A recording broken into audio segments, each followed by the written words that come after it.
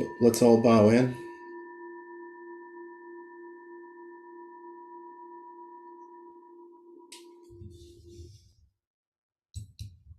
So welcome, everyone. Tonight our topic is Chapter 4 of the Progressive Stages of Meditation on Emptiness, which is on the Prasangika Madhyamaka approach. But before we actually begin talking about the chapter itself, I thought I'd say a few things about Madhyamaka practice, and in fact, this entire text from the point of view of a practice text. When I first started meditation practice, among the many things that I was told is that through doing meditation, we come to see something about how the mind works. And I found that to be true. I've heard many other people describe the same thing. And in some cases, it's, fairly seemingly simple things that are in fact quite profound. For instance, in the first volume of the Profound Treasury, Trungpa Rinpoche talks about how we might begin to notice how a single thought can mushroom into a profusion of thoughts, and in fact, an entire world. He called it minute to expansion. And I think we've all seen this. Anybody who's done meditation practice begins to see this quite clearly, that we have the intention to be present. Some thought arises and suddenly we're thinking about something else. We're imagining that we're somewhere else. And then, of course, we come back again. And to a certain extent, what we're talking about in this chapter in particular, although really it cuts through this entire text, is coming to understand something more about how mind works. And in that regard, I actually wanted to start with a quote from the previous chapter that I read last week in the Wednesday discussion group. But I actually want to start with this because I think it states quite clearly what Madhyamaka meditation, what the practice of Madhyamaka, the philosophy of Madhyamaka is. So what Khenpo said in the previous chapter 4 is that Madhyamaka Rongtong, this is again, Madhyamaka that looks at seeing the lack of self-nature in all things. Madhyamaka Rongtong is a system of reasoning that takes our everyday common sense view of the world and shows us that such a view is full of logical contradictions. We experience the world through our senses, and yet when we use our reason to inquire minutely into the exact mode of its existence, we find nothing exists by its self-nature at all. Ultimately, experience and reason are found to be in fundamental conflict, and the resolving of the conflict can only come through the direct knowledge that arises from insight meditation, vipassana. Thus, the aim of all Madhyamaka systems is to clarify awareness by exhausting the reasoning mind and helping it give up its preconceived ideas concerning the nature of world. So when he says inquiring minutely, what he means for all intents and purposes is bringing to our experience the kind of mindfulness that we developed in shamatha. We're able to see moment to moment in a very precise way. So in that sense, it's minute in terms of just moment to moment experience and looking at moment to moment experience with the mind that's present as opposed to a mind that's distracted. You could also think of minute in terms of the reasoning of single and multiple that we talked about last week, and that things are things that seem solid, real, permanent in some way are broken down piece by piece until when you get to the level of atoms and so on, there's nothing there at all. But the part of that quote that I really want to focus on is where he says that the aim of Madhyamaka systems is to clarify awareness by exhausting the reasoning mind and helping it give up its preconceived ideas concerning the nature of world. So the idea there, or another way of phrasing that, is preconceived ideas that we have about the world muddy our awareness, right? That it's by be able to let go of those, exhaust those, relinquish those, that awareness is clarified. But the problem is when we hold on to preconceived ideas, then our awareness is clouded, distorted, obscured, whatever verb you want to use. So that it's important to begin to realize and be able to let go of the preconceived ideas that cloud or obscure awareness. And the first one that we talked about was the emptiness of self, that holding on to a view of self as real. And by real, again, we mean permanent or lasting, singular, and independent. That holding on to the idea of a self as real obscures awareness. First of all, because it's when we actually look, again, when we inquire minutely, when we do what Kempo says and actually look at the skandhas and look for ourselves, we realize that there isn't any one thing, that there's a profusion of activity, thoughts, feelings, perceptions that's constantly changing. If we look at our experience over a period of time, we see that we're different people now than we were 5, 10, 20, however many years ago. And that there isn't a single permanent independent self, that the idea of self is something that's created moment to moment through causes and conditions, so that there's an appearance of a self, or what he talked about in particular was an emotional feeling, a habitual feeling that there's a self.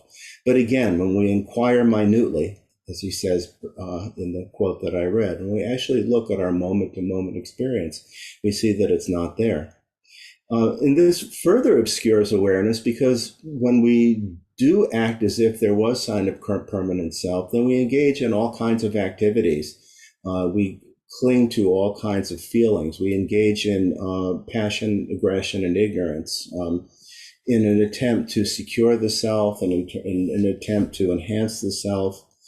As he says, all loss and gain, pain and pleasure arise because we identify so closely with a vague feeling of selfness.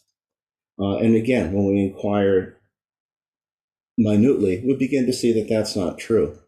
And he also, in terms of how to begin practicing that, he particularly says to look at the times when we very emotionally feel that there is a self, when we might feel particularly proud or angry, lustful, embarrassed, angry, offended. If we can think in that moment to actually look who or what or where is the self that's experiencing this, it begins to break down. And through engaging in that kind of contemplation, looking at our experience, we become freer of suffering, freer of all of the results of acting on a belief that something exists that doesn't. And then with the Chittamatra, we begin looking at the preconceived idea that the world is divided up into I and other, perceiver and perceived. And we begin to see that whatever we experience is, as I say in the Mahamudra, that all phenomena are the reflected appearances of mind, that there are no real outer objects, or at least we could accept that whatever outer world there may be, we can only experience it through mind. Although we can actually take that further and say that it's all of the same nature as mind itself. And actually, again, if we look at our experience clearly, begin to look at how mind works, there's an expression, seeing is believing, but we actually come to realize the opposite is also true. Believing is seeing. We see often what we want to see. We see what we expect to see. We begin to realize that mind, to a large degree, creates the world that it lives in, and that in fact this separation of perceiver and perceived is a creation of mind. It's a preconceived idea, a very deeply habituated one, that again obscures awareness. And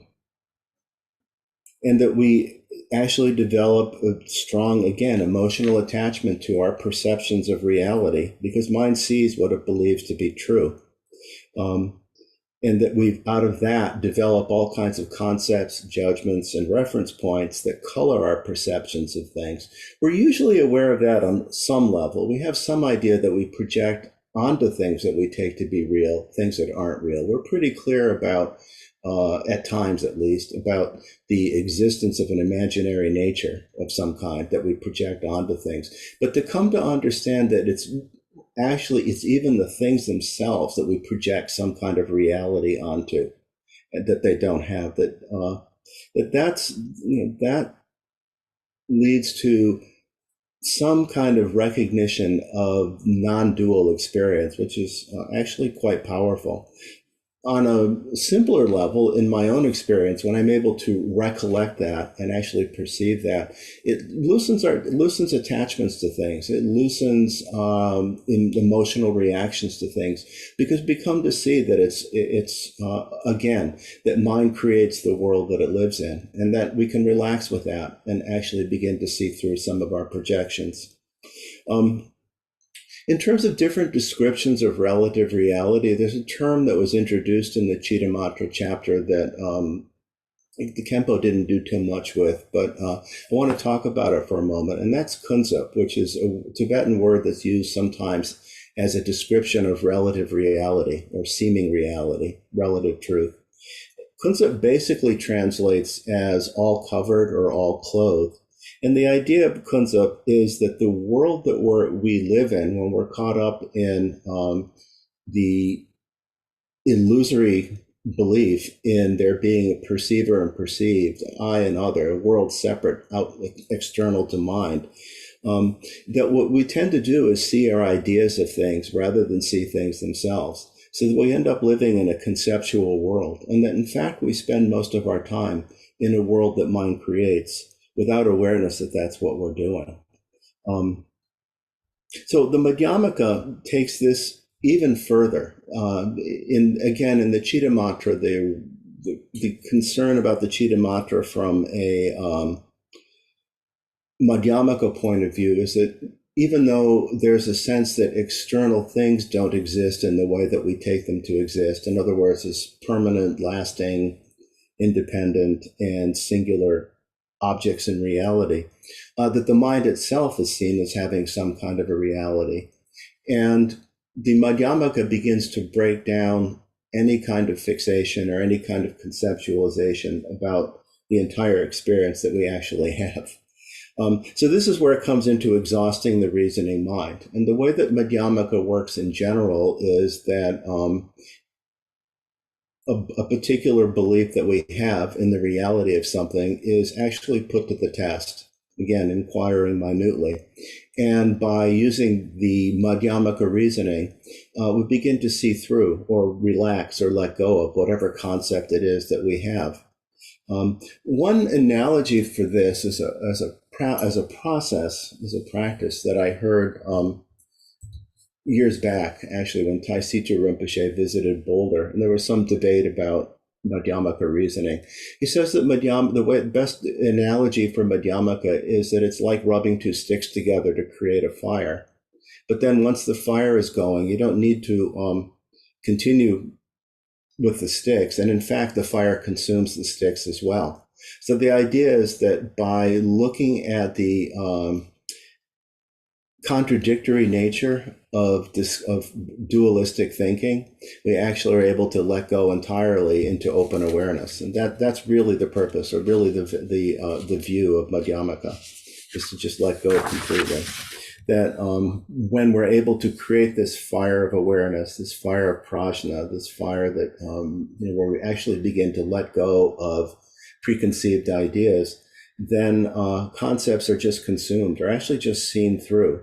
We realize that what we thought was true isn't true.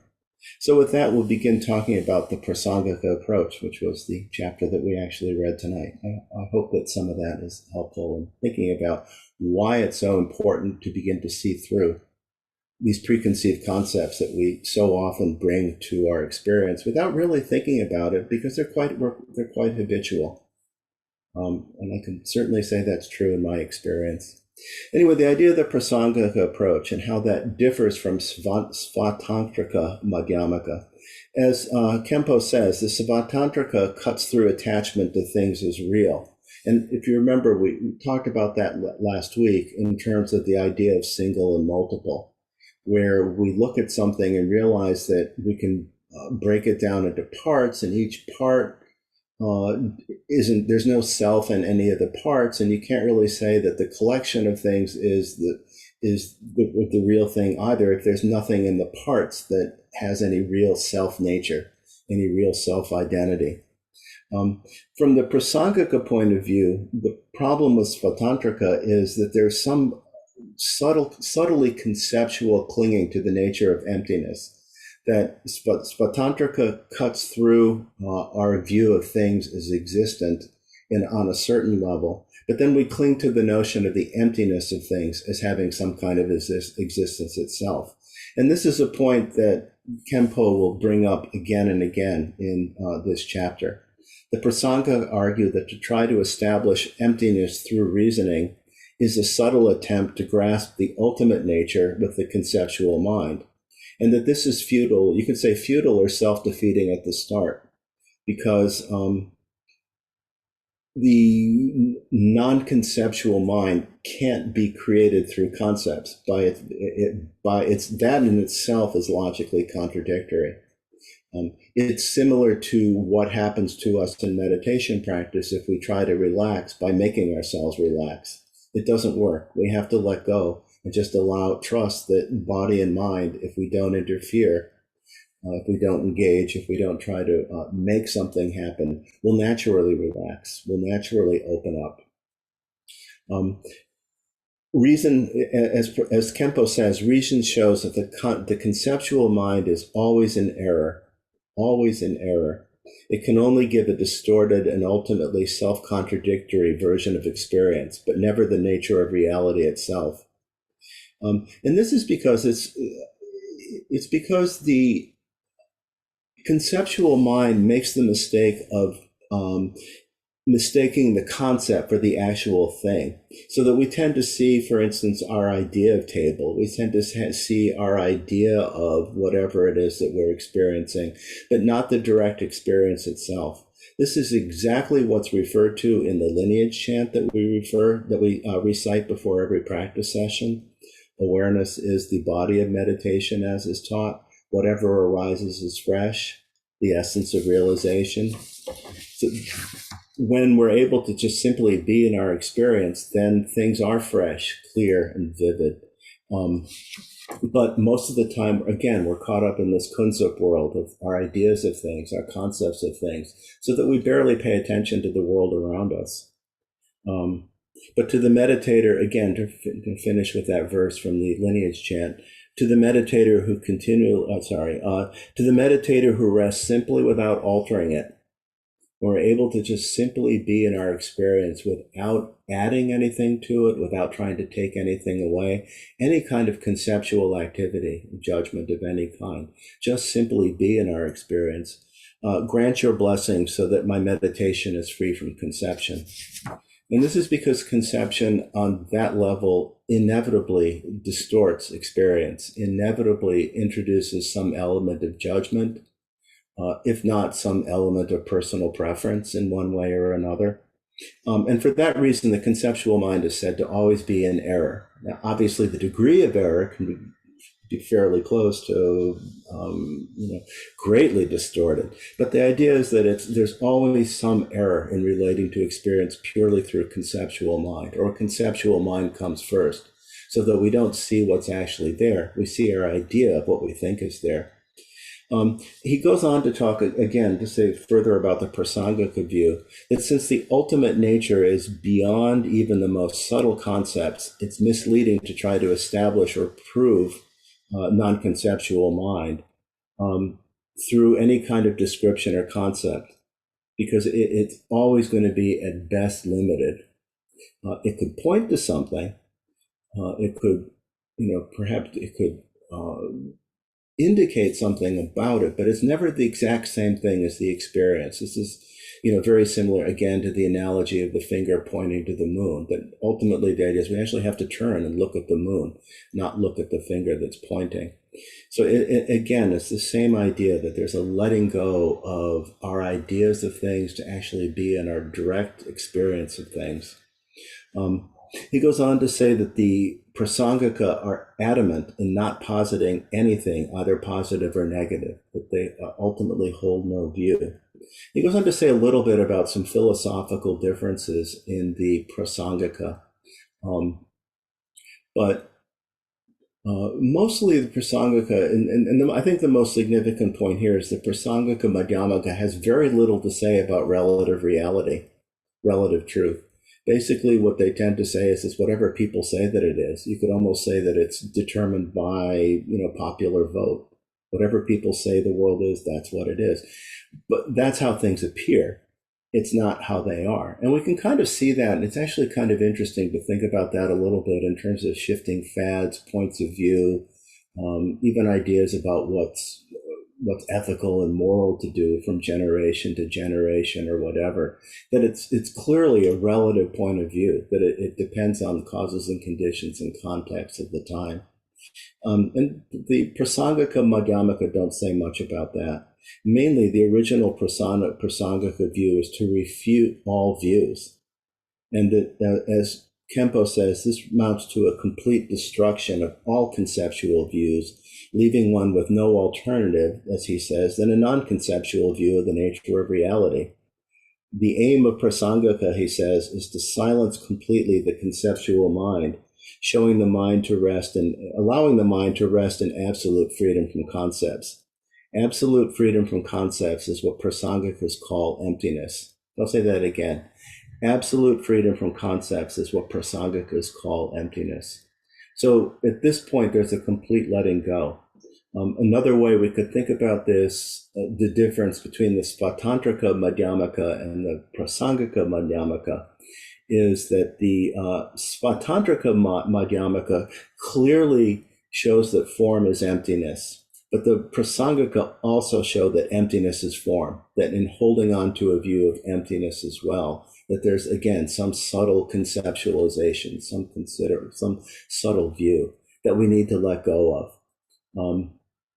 I would also say this is very similar to what we talked about when we read the Shanti Deva text. And let's see if this works.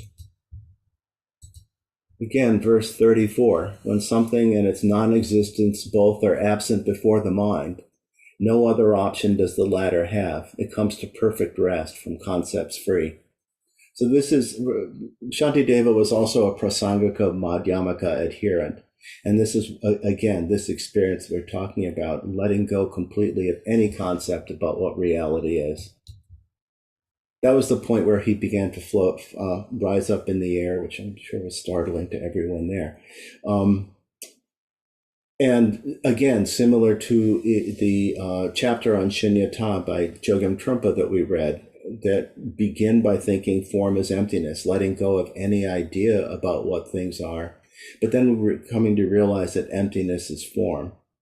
And again, this is this is essentially what the Prasangika view is letting go of any concept about what things are. Kempo goes on to say that it can't be established as empty, nor even as freedom from concepts by the conceptual mind, because that's not true emptiness or true freedom from concepts. This is beyond any idea of that we might try to create about what we should be experiencing, that we just let go entirely of thinking in that way. The aim of the Prasangikas is to free awareness of its conceptualizing habit and to let the ultimate nature of reality reveal itself in a totally non-conceptual way. It gives the conceptual mind nothing to grasp onto at all. I liked his phrase, conceptualizing habit, that we're always again, relating to the world through a veil of ideas, concepts, preconceived ideas, and that this is what obscures awareness. And that what the Prasangikas do is what the Prasangikas ask us to do is to look very closely, inquire minutely, look at our in-the-moment experience, and let go, relax, just open up. I should say Prasangika, by the way, what Prasangika means is consequentialist. So the idea is when we actually engage in Prasangika reasoning, which we'll do in a little bit, the idea is to actually look at experience, look at our beliefs about what things are, and look at what the consequences are of holding on to a particular belief. And what they do is, by looking at the consequences of holding on to a particular belief, is show that it becomes contradictory or illogical at some point. So we'll have an example of that in a little bit. In the chapter, Kempo goes into talking about the dream example again and says that the difference again between the Svatantrika Madhyamaka and the Prasangika Madhyamaka is that in the Svatantrika approach, we would look at the example of, he gives the example of like a nightmare dream about being chased by a tiger or attacked by a tiger, that we realize in the dream that the tiger isn't real. But with that, there's some sense of a real emptiness and an unreal dream image. And that so that there's some differentiation of absolute and relative truth. Whereas Prasangika just realized the true nature of the dream image directly without negating the dream and establishing emptiness. So the Prasangikas don't try to establish emptiness, they just refute all views so that we're left with nothing but emptiness. As he says, if there's no concept of real, then no concept of unreal, and then there's no concept of unreal, and mind rests in total peace without any conceptual contrivance whatsoever. He says so we don't need to develop a concept of emptiness to negate a reality of something that never had reality to begin with. So again, in this case, we're looking again at the interdependent nature of concepts, that it's through a concept of dark that we develop a concept of light. But if there's no reality at all to begin with, then there's no way to think of something as unreal either, because again, conceptual mind works in a binary fashion. Some of what he says after this really are, I think, pretty clear practice instructions. At least I took it that way. So I'm going to go through those, but think of these in terms of how we might approach this, the Madhyamaka, in a practice way. He says, for an ordinary person, it's not possible to gain a non-conceptual understanding of emptiness immediately. Well, that's certainly true in my experience. So what he says is instead that we should use this Vatantrika approach to establish emptiness first, which cuts through ordinary conceptual way of thinking that otherwise takes ideas of existence and non-existence for granted. And then we can use the Prasangika to cut through conceptual mind completely. So again, we begin by coming to recognize something of the emptiness of some experience that we have. And again, the dream example is particularly useful for that, because in the dream we can see clearly that there's a perception of I and other. We can see clearly that in the dream we take things to be true in a way that they're clearly not, but you can see that as soon as we wake up. And this allows us to begin to let go of the conceptualizing habit of taking things to be a certain way. He says this enables us to cut through the tendency to separate the relative truth of how things appear from the absolute truth of how things actually are. In other words, what we don't want to do is, it's not Madhyamaka approach to apply a concept of absolute truth to negate relative truth. Relative truth is relatively true. Absolute truth doesn't negate it. When not separated, we just see the relative truth as naturally empty, which is actually something that I think has to develop over time. And we see that absolute and relative truth are just named for two aspects of one reality. So again, going back to the dream example, many things that appear that are empty, if they're empty and not real to begin with, how could their empty essence be real? So again, it's seeing the dream itself as real, and then letting go even of the idea of emptiness as real in a sense. Form is emptiness, emptiness is form. With that, he talks about, again, the meditative experience that might result out of this. He says that the awareness must rest meditatively without creating concepts of real and unreal, empty or not empty, existent or non-existent. So we're just left with open awareness without any preconceived idea. And then he says, until that non-conceptual nature has been discovered, it's not possible to avoid subtle positive and negative concepts. So he recommends going through all of the stages in this book, beginning with the recognizing the absence of self and Chittamatra. Learn to recognize and familiarize ourselves with all of the subtle concepts. It's first the concept of taking a self to be real where there isn't one. And then secondly, seeing outer objects in an inner perceiver and realizing that perceiver and perceived is a created duality. It's a conceptual creation. Recognizing them, and we'll come to see our nature clear, more and more clearly, and eventually the mind tires of them. That's the idea of exhausting concepts.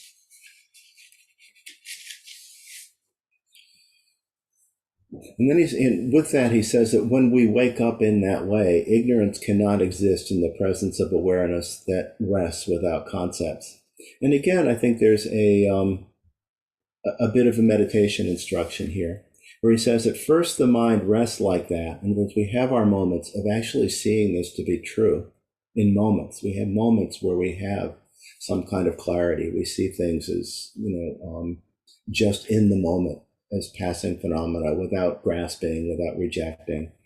At first, the mind rests like that for just moments at a time, but gradually, by recognizing the significance and importance of these moments, they're fostered, and as the conceptual tendencies grow weaker, the non-conceptual awareness grows stronger and stronger, like the sun emerging from behind clouds. So again, he actually packs quite a bit into those few sentences.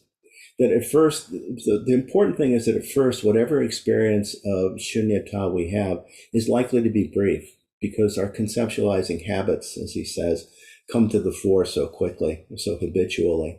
But by recognizing the significance and importance of those moments, the moments when we are able to let go, when we are able to see the illusory nature of some experience, some moment, by recognizing the importance of that these are actually a glimpse into, a true reality, they're fostered, they become stronger, and the conceptual tendencies grow weaker. We become habituated more and more to waking up without preconceived ideas, without preconceived concepts. And again, he says it's like the sun emerging from behind clouds.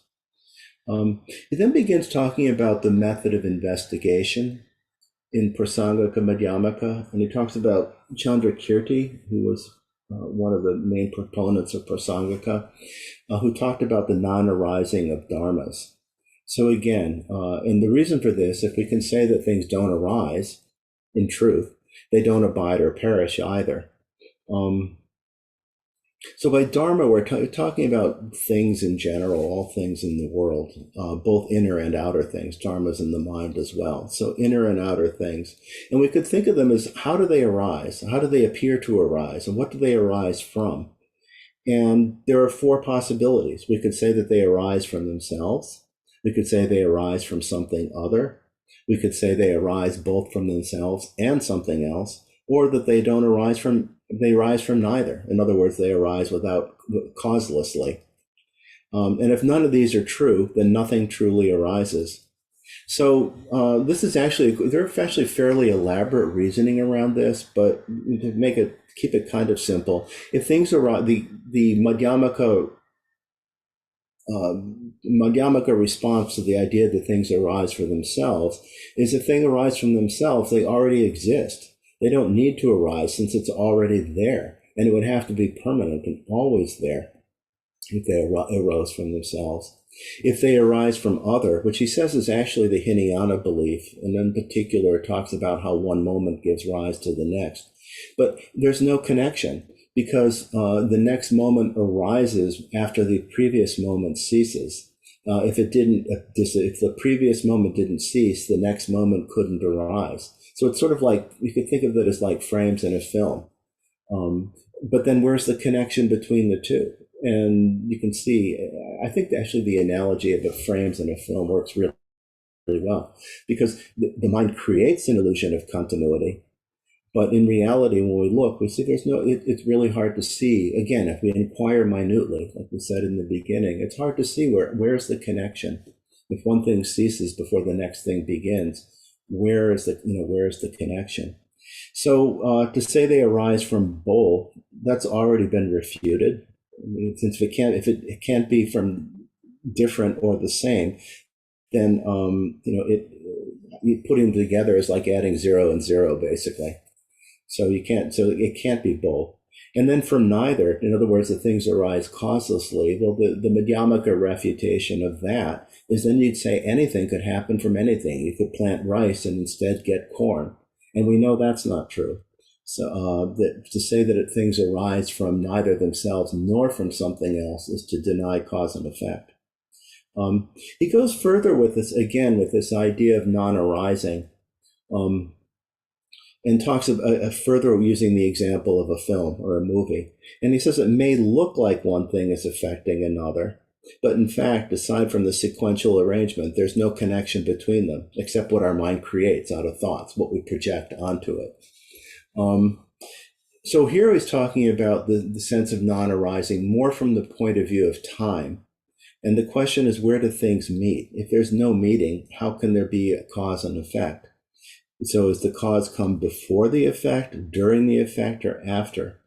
Because the cause has to proceed. If they happen at the same time, how could you separate the two? And why would you need to? So if it proceeds, then once the effect is reason, the cause is past. So again, where's the connection between the two? If the cause has ceased before the effect can arise, how do they connect? How do they come together? And if the cause comes after the effect, how can the cause produce the effect since it comes after the event? So again, you can't point to a point where cause and effect actually meet. And the idea is, again, of looking at this is to just sort of let go of our conceptualization of how things come together in a way that they don't, that mind creates a continua or an appearance of a continuity that when we actually inquire minutely just doesn't exist. So I think maybe we can work with this just a little bit in terms of, again, of the dream example. So what I'd ask people to do is to take a good seat and a good posture, straight back, just as we always do, and work with the breath for a few minutes. Sort of feel the breath. Whatever thoughts you might have about what we've talked about so far, confusion or clarity or whatever you might have experienced, let it go and just work with the breath. Just come into this present moment.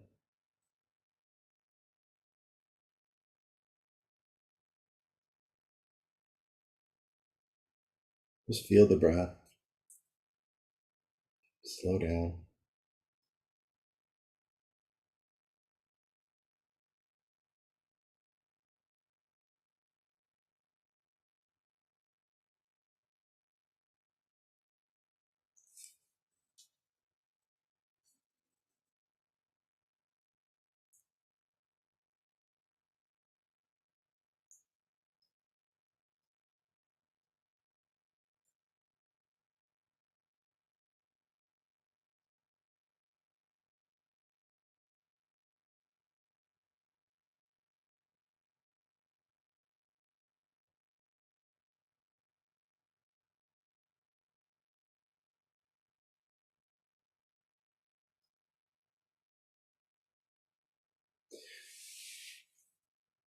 Relax.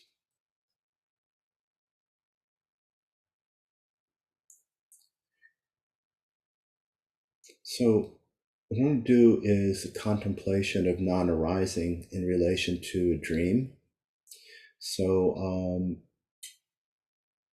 if you have the experience, if you can think of a dream that you've had that this actually might work even better, but I'll share my own dream experience where I'll have a dream from time to time about being in a car that's going too fast and about to crash. So that's the appearance in the dream. There's a very clear sense of self and other, this myself and the vehicle and the world around the vehicle that I'm about to crash into. And with that, there's anxiety, there's fear that comes up in the dream. So there's an element of suffering, you could say, in the dream itself. So is the suffering in the about to crash, does that arise from itself?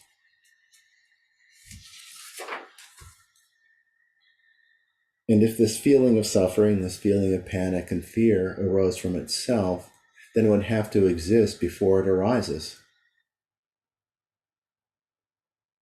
And this is impossible, since then there would be no real arising.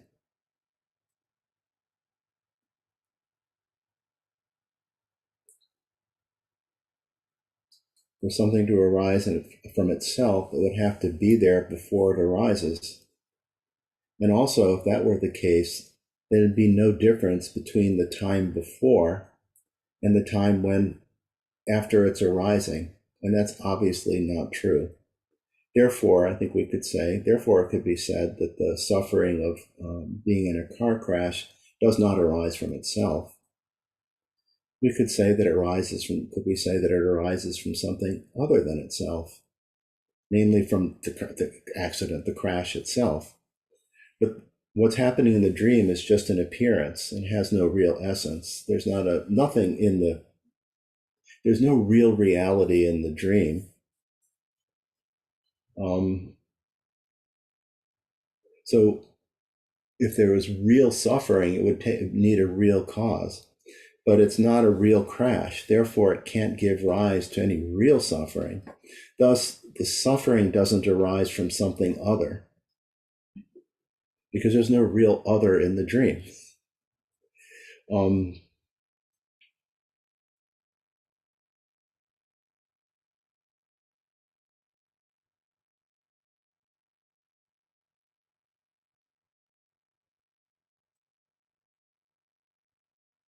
So it can't arise from itself. Doesn't arise, the suffering, the feeling of suffering in the dream, it doesn't arise from something other than itself.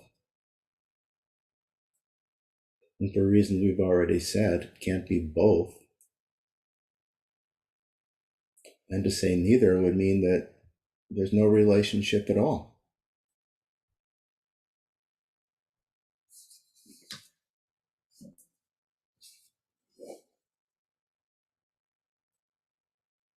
So again, if we've had any sense at all of rubbing two sticks together, of fire, and then just let go, that's really the practice here.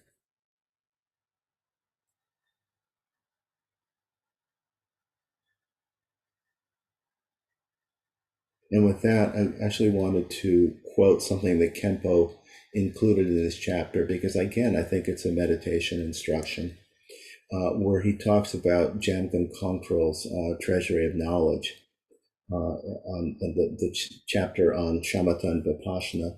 He says, the meditator only needs to analyze intellectually very briefly, just enough to convince oneself of the way to meditate, then drops all doubt and intellectual inquiry and rests the mind naturally without any conceptual contrivance. Of course, if one still has doubts, one will have to return again and again to the study and reflective or contemplative stages of practice. But when actually meditating, however, one must let all doubts subside and let the mind rest without artifice. So again, I think that trying to pinpoint where and how things arise, we realize that there's something elusive or slippery about all of it. Trungpa Rinpoche used to use the word slippery, the shunyata. Some people talk about elusive, some people talk about the finding is you can't find. It's the non-finding that's actually the finding. But in any case, the idea is to let go of solid ideas about arising, what it means to say something arises. Anyway, to continue, the Kempo says that it's important to understand that when talking about emptiness in this way, that we're talking about the ultimate nature of things, that obviously relatively, the example he gives, that relatively a candle flame arises out of the wick, and that we have to observe causality minutely to see it fall apart. To really look very closely, moment to moment, and experience. Because in a relative level, things appear to arise, but they do not arise when we look in ultimate analysis. There's arising in conceptual essence, but absolute essence is without arising. So for the Prasangikas, there's no truly existing thing, but there's no truly not existing thing either. There's no arising, but there's also no non-arising. Again, this is because from the Prasangika view, any fixed idea we have about something is on some level, when we look closely enough, going to show to be either contradictory or false or impossible. So in this way, they go through and cut through all concepts of positive and negative and negate them all, and that nothing is asserted in its place. And so when we're able to do that, when we're able to actually catch the fire of what they mean, then we're just left with direct, naked, natural, uncontrived awareness, uncontrived experience. Direct and naked being two different ways of talking about being without concept. And as a result, an experience is just natural or uncontrived. We don't need to create any experience. We just rest in whatever experience there is. He talks very briefly about the base, path, and fruit. He says the base is the two truths. The path is the two accumulations. That's the accumulations of merit and wisdom. And the fruit is the two Buddha bodies. So we're talking about a very fruitional level here. For the Prasangikas, during meditate, the instruction or the idea is we rest the mind without conceptual effort on the inseparable two truths. The truth of how things appear, which is relative truth, and how things actually are in reality, without clinging to any concept of good or bad, happy or sad, or any concept we might have at all. He says even let go of the idea of time. And then between sessions, he says we have to deal with everyday life. We have to respect cause and effect, and that in the context of everyday life, not the context of meditation. There is good and bad. There is skillful and unskillful. There is virtuous and unvirtuous. And he talks about, again, just about briefly about path, when he says that in reality, ultimately there's no path, but on a relative level, there is a path. But basically, the mind is in its essence naturally free from mental constructions or ideas, and there's nothing to add or remove. That this is emptiness without any sense of negating anything and without any concept of emptiness. The mind just rests naturally without contrivance. And he ends by talking, so that's the path.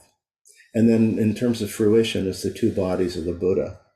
He makes two interesting statements here, that samsara is conceptual elaboration, nirvana is absence of conceptual elaboration. Samsara is conceptual elaboration, nirvana is the absence of conceptual elaboration. And he goes on to talk about the experience of bodhisattvas, that though the Dharmakaya is the cessation of conceptual elaboration, bodhisattvas manifest in form bodies, these are the two bodies of the Buddha, through the power of compassion. So again, that's kind of a very fruitional level of Mahayana. And then he ends by talking a little bit again about the method of meditation, which ultimately, again, in essence, talks about the need for the mind to be completely relaxed, completely let go, to be able to recognize and let go of preconceived ideas that we habitually hold. And that we do this through relaxing the mind, letting go of struggle, letting go of effort. When we see something, let go further. As always, he recommends beginning practice by taking refuge and having some sense of developing bodhicitta. But otherwise, after that, let the mind, he says, let the mind rest, vast and spacious like clear and empty space. When the mind gets, and he says, when the mind gets too tense from too much studying, or from me talking for that matter, let the mind rest. Let the mind rest naturally, without contrivance in the natural, uncontrived emptiness of mind. When we talk about letting the mind rest naturally, it's just letting the mind be as it is. You could say that meditation practice on that level is really a complete sense that there really is nothing, a complete trust that there really is nothing we need to add or nothing we need to remove. We just need to allow ourselves to relax and settle into true being.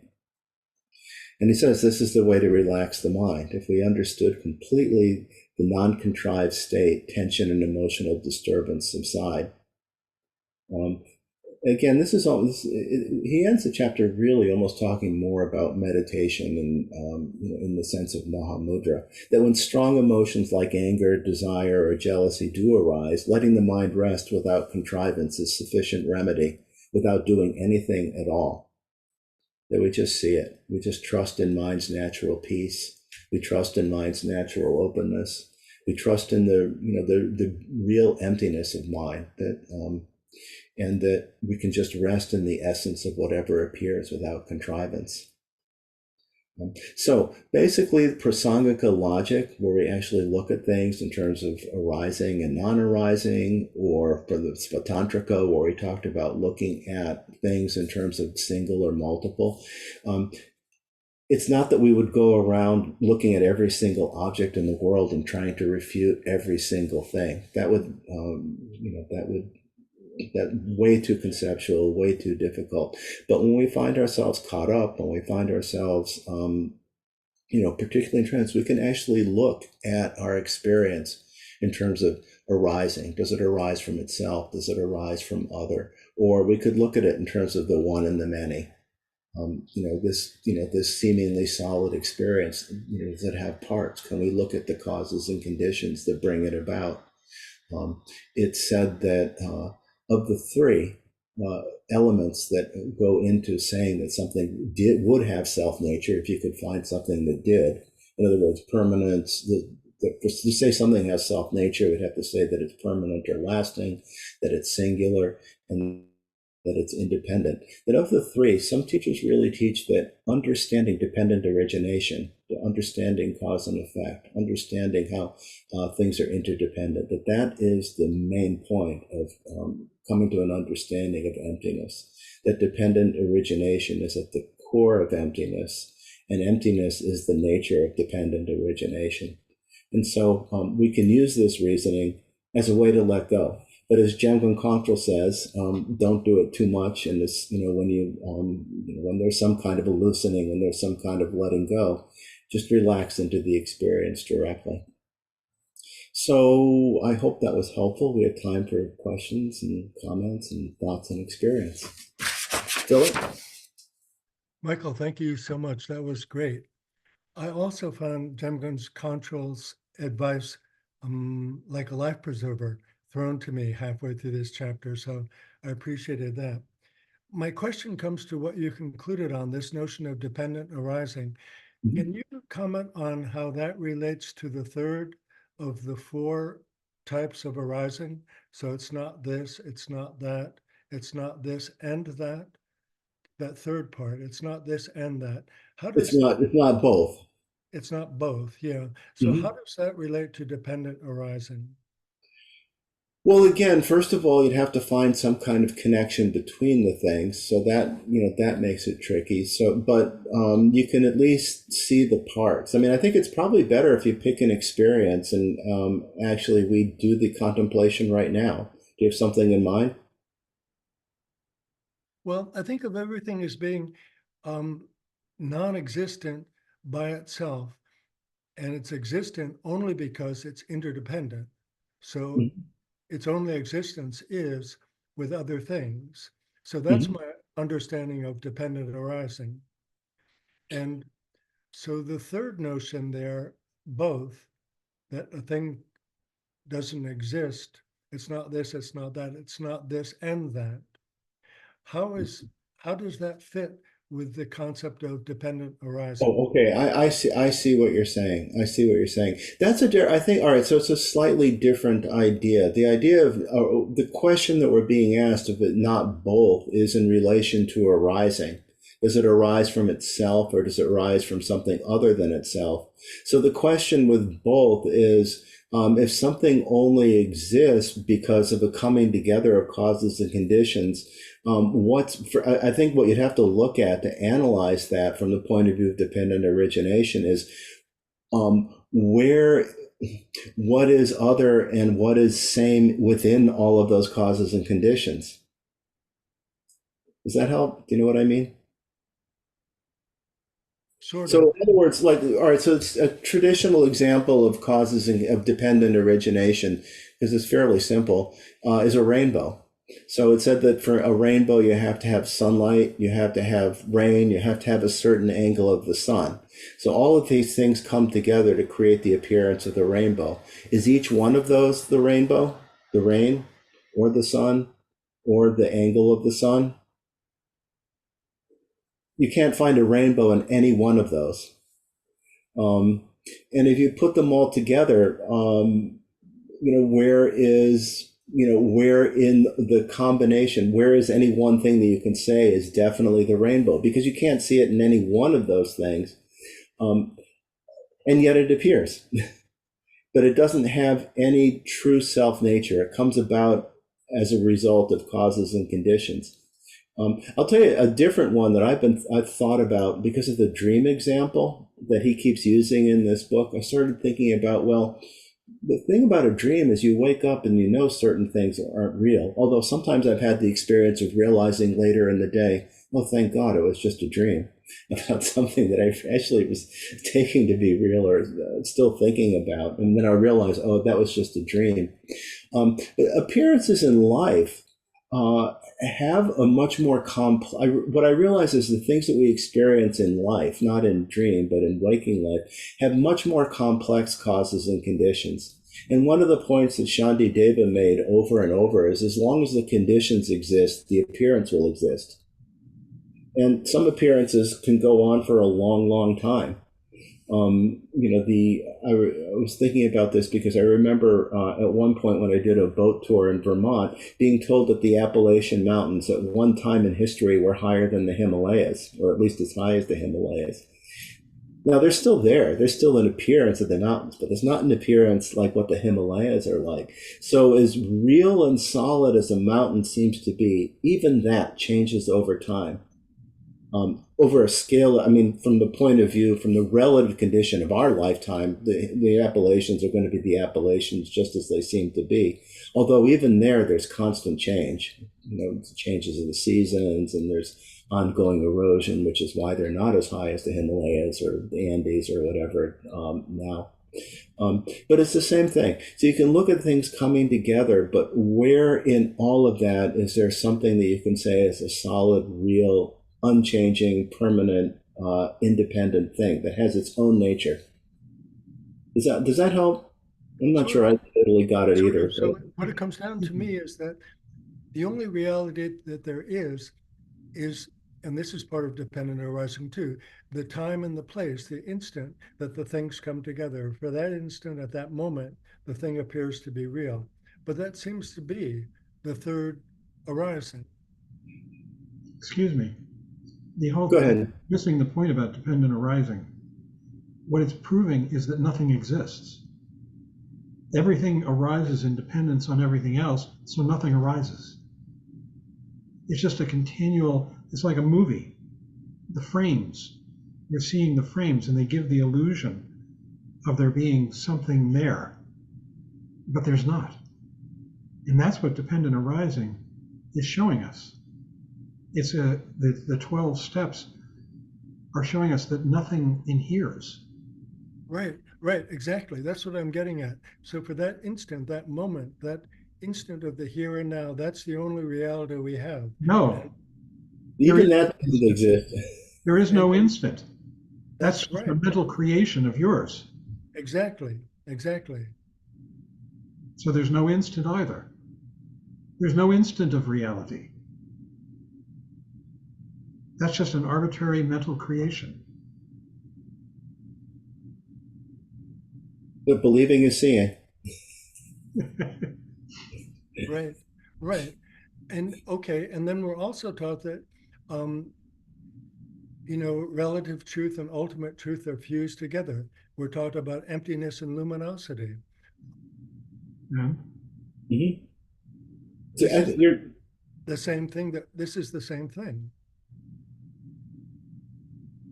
It's that this is instant appearance and gone, instant appearance and gone. No, you're focusing on the existence of an instant, and there is no instant. It's a mental creation, the idea of an instant. Yeah, a real good Madhyamakan, which I'm not, would just logically, look at what's the consequence of that. So to say it exists in an instant, that even an instant, they would say, has a beginning, a middle, and an end. And then you can say there's a beginning to the beginning, and it gets broken down more and more. So you come to see that, yes, this perception of this instant of reality, because that is sort of the Hinayana view, by the way, that this perception of an instant of reality, is a mental creation. Isn't it just that everything is change? Yes. And everything is changed because it's all interdependent. Yeah. So there is no particular instant or No. object or atom or anything. Everything is change.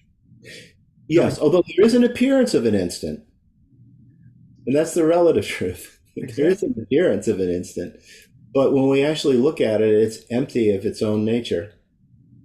It depends on other things. It depends on, among other things, a mental projection to come into existence. That is helpful, Michael. Thanks. This was hard stuff to talk about, and Damgun's Control's advice was very good advice. Yeah. Yeah. Yes. Thanks. Ed has his hand raised. Yeah, does it help to think of dependent origination as a karmic concept, a samsara concept, a relative concept that helps us, it's as a tool to realize the lack of absolute essence, because we can see things evolving.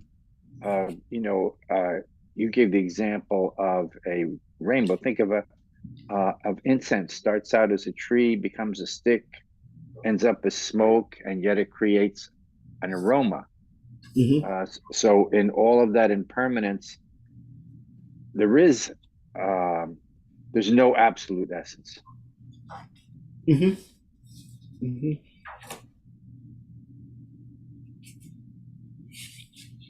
I was trying to find something over. Yeah.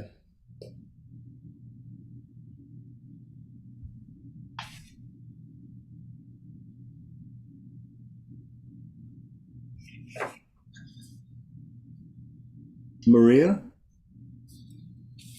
Hi. Thank you for that presentation. It was incredible. So if we're at the point where we're talking about nothing exists, instances don't exist, we just mistake them as an instance.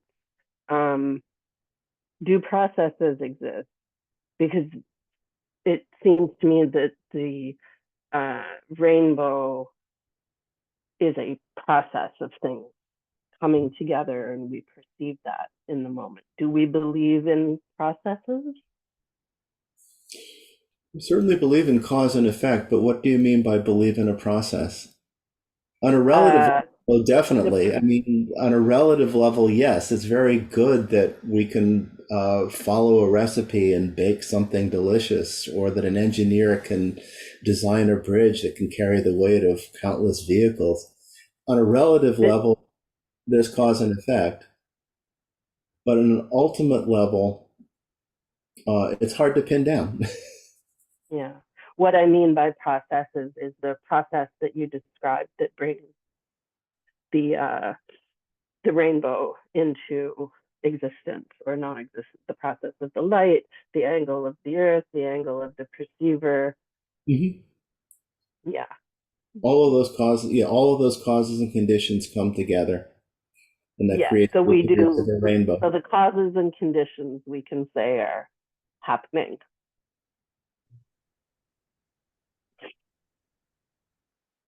Yeah, I would have to think about what that means exactly to say that they're happening. But yes, clearly cause and effect, at least on a relative level, is undeniable on all the laws of karma. Yeah, on an absolute level, there is no cause and effect. It's just this constant presentation. And spontaneous arising of things. Thank you. And any idea of cause and effect is an arbitrary selection out from this infinite display of experience that we have at any given moment, of this point causing that point. And it has a purpose. We want to understand how the effect was caused, by the cause. But there was a million different ways of looking at it.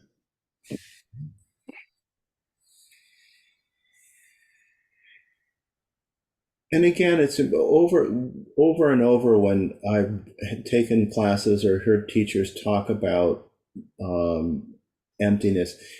It doesn't mean that there's absolute voidness, nothing there. But but what is elusive, slippery. You can't pin it down. Ultimately unfindable. But still, there's appearance.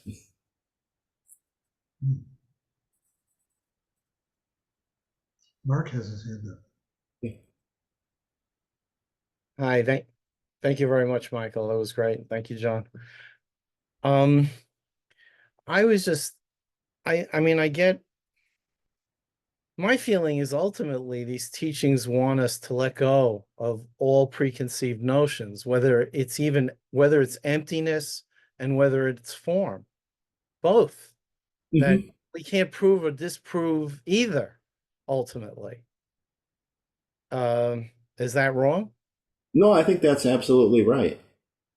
So we should enjoy the moment, even though we don't know how long that moment ever is, and we can't ever really define it because it has no beginning and no end. And that's why meditation is so important, because it kind of defies, it's about the experience and not our quote rational mind. Yeah, conceptual mind. Yeah, Yeah. All right. the mind I that was takes thinking, things. I'm sorry. Okay. No, go ahead.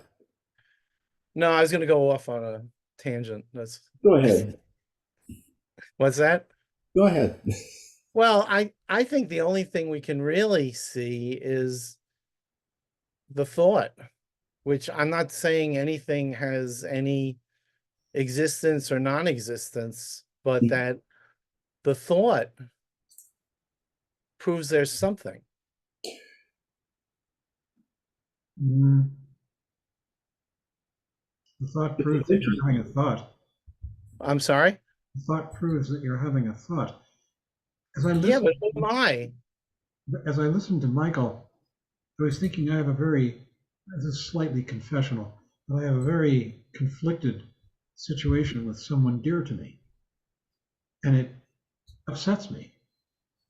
And it involves my projection of an understanding on that person of what they're doing and why. And that very projection is my dream, you might say. That now it may be true, it may be not true, who knows? But the fact that I am indulging in it repetitively is suspicious. You know, that I'm experiencing it over a long period of time, those feelings, and that there's a difference between the person and my interpretation of this person. This is very important for us in our lives to begin to realize this distinction.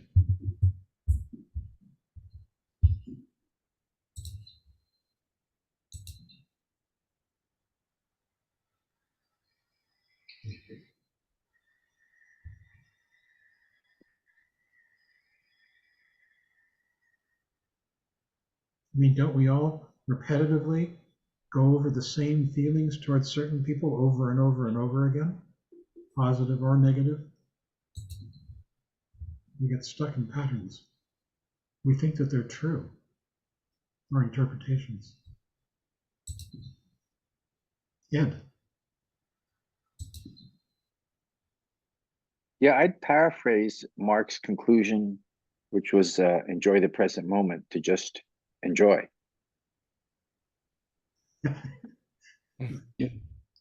Or just be. Yeah, but watch it, Mark. You're getting dangerously close to Descartes' conclusion there. I think, therefore I am. Yeah. Well, I don't agree with him. I think, therefore there's something. Well, the other thing to do, Rinpoche always said, look further, look further. Look at the thought itself. Is thought, there are a lot of ways to look at the experience of a thought and say, what is it? Is this, is it other? Is it self? I mean, there are all kinds of ways to look at it to begin to realize that it too doesn't, to begin to question, to look at what kind of reality does it really have? But if a thought proves to me, I mean, in a universe or in whatever this is, something has to exist, even if it's just because we question with a thought, just having a thought. I'm not saying it's a physical entity, but in a universe where there was nothing, I mean, why should there be space for that matter, or no space? That's a preconceived notion, isn't it? Yeah. So, I like the idea that there's something that we don't understand. Well, I read something of the Dalai Lama's where he said, let us be clear, we are not saying that no physical world exists. We're saying that our perception of it is Okay. flawed. That's okay. I like that.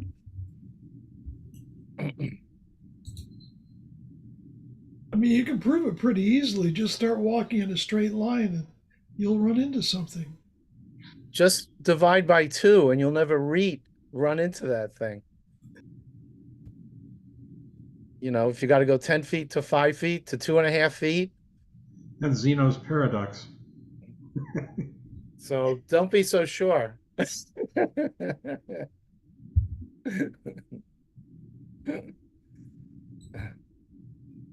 Maria? Thank you. I was hoping for a little bit of help on the non-dualism between self and other. It's very clear to me that our minds are classification machines and, conceptual proliferation, time, and returning to the breath for me has been so restful and wonderful. But in terms of the non-dualism between self and other as a couple, two little processes doing their own thing, I'm having trouble grasping that. Well, from the Chitta Mantra point of view, and you have to kind of start out, I guess, conceptually, but then look at the experience. Realize that whatever we see or hear, anything we take in through the senses, those are mental impressions of things, that we don't actually experience the thing itself. We experience our impressions of things. That's one way to look at it. It doesn't, it does, again, to think of it that everything we experience is mind or the reflected appearances of mind. As I said when we did the Chitta Mantra, it's a much greater, bigger definition of mind than what we usually think of with our mind. We usually think of mind as, either the rational or deliberate thinking process. But this is asking us to actually look at mind in a much broader sense of everything, in terms of everything we experience. And that's another way that sometimes the mind-only view of the Chitta Mantra is expressed. Some cases, Chitta Mantra will say there really is no truly existent external world. Others will say, well, whatever there is, we can only experience it through mind. So all there is in our experience is mind. But again, it's a much broader idea of what mind is than how we usually think about mind. I don't know if that helps or not. You have to really actually look very directly at experience and really, settle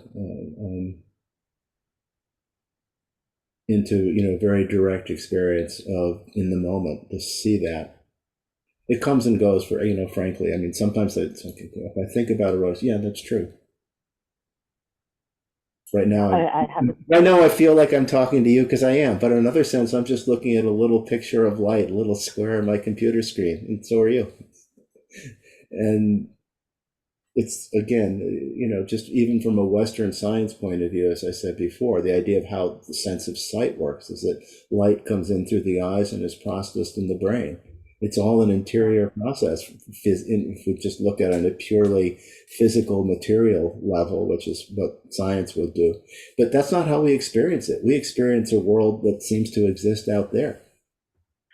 Sure. And so I guess where I get stuck is I understand that, you know, through our constructions, through our perceptions, which can be very narrow, they're as much as is allowed in the human realm, as much as is possible. I'm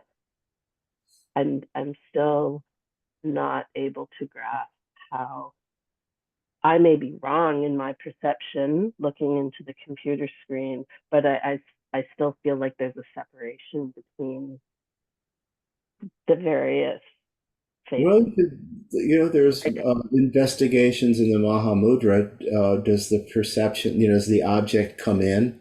Does the mind go out? Can you figure out a point where they meet? Can you figure out a point where one stops and the other starts?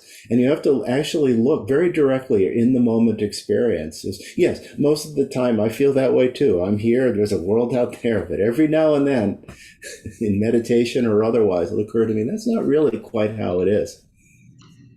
We all have emotional and judgmental and interpretive reactions to what we see. So when you go around this on the screen and look at all the faces, you can have reactions and sometimes even conceptual ones. And I'm looking at this quote from the chapter. He says, so finally, the Prasangikas are not saying anything about the ultimate nature of reality or about emptiness. That is not the aim of their system. They're not trying to tell you what reality is. Their aim is to free the awareness of its conceptual habit. We should read that again. Their aim is to free the awareness of its conceptual habit and to let the ultimate nature of reality reveal itself in a totally non-conceptual way. This is appearing to us. This whole screen that you're looking at, the sensation of your body, it's all appearing and happening to us in a non-conceptual way, but we lay concept on top of it. And what these people, these Prasangikas, are trying to get us to do is to see all this without the concept, in a non-conceptual way. Kind of forcing us to let go, right? Yes, that's the idea. Or rub two sticks together, create a fire that burns up dualistic thought as well. And this is what emptiness actually is about. It's empty of concept. That's what it's referring to. Robert? Yeah, thanks. I was wondering whether or not to comment. Better to stay silent and have a doubt that I'm completely clueless, or to actually speak and remove all doubt that I know so little about what's going on. So I appreciate Philip's comment. When you were talking, I'm like, yeah, that's the question I have too, right? I mean, it's really that point about getting down to that instantaneous moment and what that is or is not.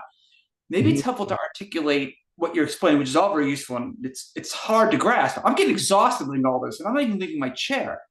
Is that we should not regard the world of concepts as real. This is not the presence of concepts of what we're trying to identify. But on the other extreme, this isn't nihilism either.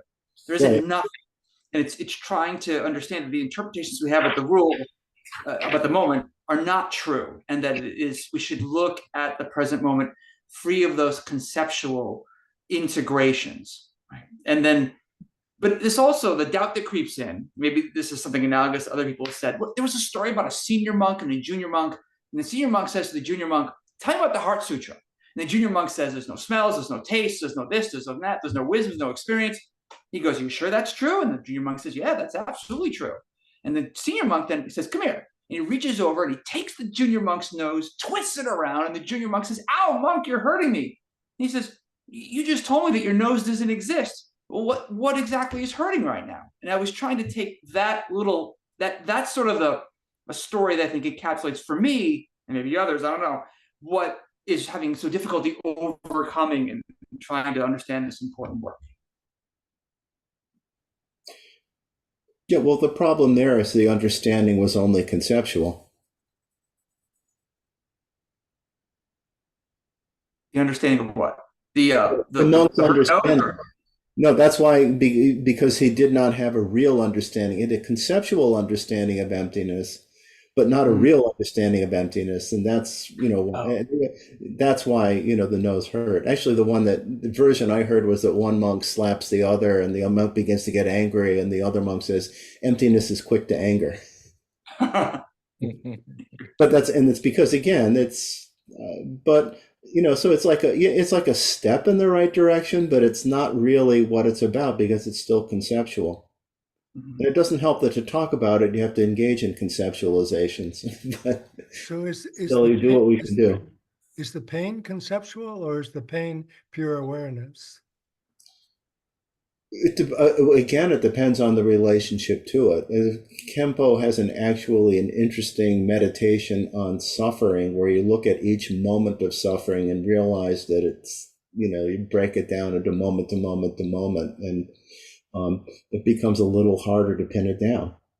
When is the actual moment of suffering? If there's a beginning, middle, and end to each moment of suffering, and you can break that down further. But in real life, yes, the nose would hurt. And it would be real, as opposed to the concept of, ooh, this is pain, I don't like it, I want to get rid of it. Those are concepts.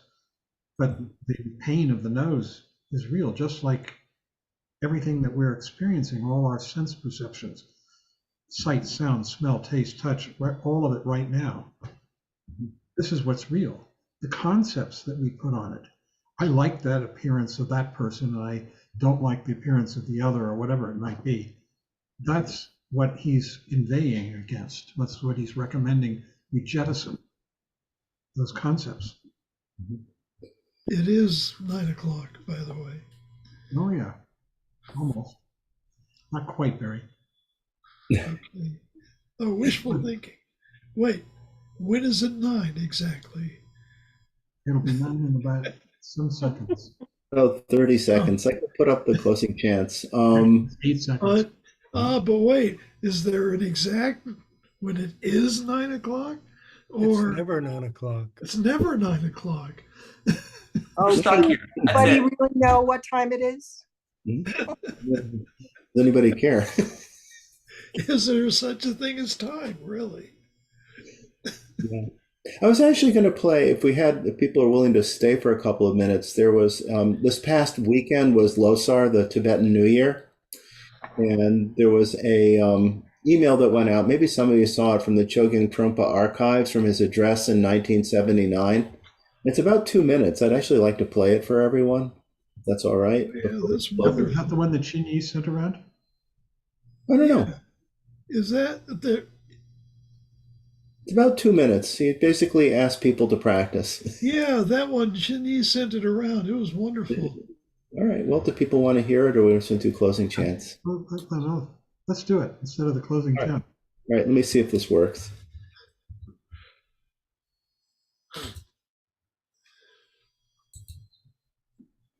So-called the message for the new year of mine is concerned is I would like to say very few simple words, which is nothing new. Please practice a lot. Please practice a lot. And almost it is too corny to say, let us take New Year's resolution. And please practice. If you are behind so-called of a record of practice, doesn't really matter. If you can manage, please practice from 25 minutes to 2 hours. Depends on your situation, your particular work, your particular schedule. And please practice. That is the New Year's message. And also, more than that, is when you practice, when you're sitting on zafu, or whatever you have, and don't just switch off after you finish sitting. Please maintain atmosphere, some sense of atmosphere in which you will feel that your world of sanity goes on all the time. And when you have to sit on your desk in your office job, your practice doesn't end. But please maintain some sense of wakefulness, which is not particularly difficult to do. And it has been done in the past quite a lot, and I do it all the time. And I become accustomed to it, and I'm an ordinary person who is able to do that, in spite of the trauma and the drama of escaping out from Tibet and resettling to a foreign country and all sorts of hassles that I might go through. In spite of those problems, I can still do it all the time. So you can do so.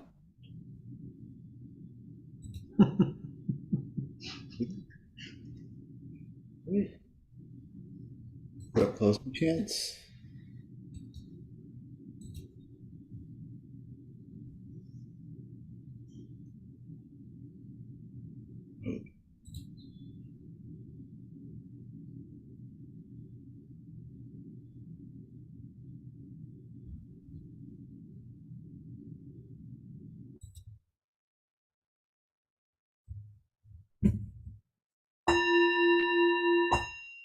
By the blessings of enlightened and compassionate ones, by the power of my positive actions of 3 times and my prayers of pure aspiration, may wars, conflicts, epidemics, and all other maladies dissolve in this world, and may the earth and all who live on this earth enjoy the abundance of well-being. May all learn to live lovingly with each other. By this merit, may all obtain omniscience, may it defeat the enemy wrongdoing, from the stormy waves of birth, old age, sickness, and death, from the ocean of samsara, may I free all beings. By the confidence of the golden sun of the great east, may the lotus garden of the radiance wisdom bloom, may the dark ignorance of sentient beings be dispelled, may all beings enjoy profound, brilliant glory.